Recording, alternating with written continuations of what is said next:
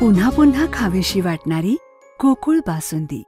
गोकुळच्या वतीने संघाच्या ताराबाई पार्क येथील कार्यालयात राजश्री छत्रपती शाहू महाराजांच्या 151व्या जयंतीनिमित्ताने गोकुळचे चेअरमन नवीद मुश्रीफ यांच्या हस्ते माजी चेअरमन अरुण डोंगळे व संचालक मंडळ यांच्या उपस्थितीत राजश्री छत्रपती शाहू महाराज यांच्या पुतळ्याचे पूजन करून त्यांच्या स्मृतीस विनम्र अभिवादन करण्यात आले।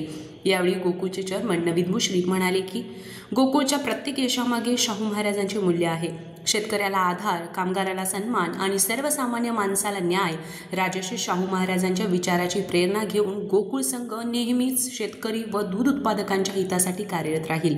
याप्रसंगी संघाचे चेअरमन नवीद मुश्रीफ, माजी चेअरमन अरुण डोंगळे, संचालक अजित नरके, कर्णसिंह गायकवाड, संभाजी पाटील, सुजित मिंचेकर, कार्यकारी संचालक योगेश गोडबोले, डेअरी महाव्यवस्थापक अनिल चौधरी, बोर्ड सेक्रेटरी प्रदीप पाटील, वित्त व्यवस्थापक हिमांशू कापडिया, मार्केटिंग सहाय्यक महाव्यवस्थापक जगदीश पाटील, पशुसंवर्धन व्यवस्थापक डॉक्टर PJ साळुंके, डॉक्टर प्रकाश दळवी, संकलन व्यवस्थापक शरद तुरुंबेकर, दत्तात्रय वागरे, पशुखाद्य व्यवस्थापक डॉक्टर VD पाटील, डॉक्टर विजय मगरे, संघाचे अधिकारी व कर्मचारी आदी उपस्थित होते।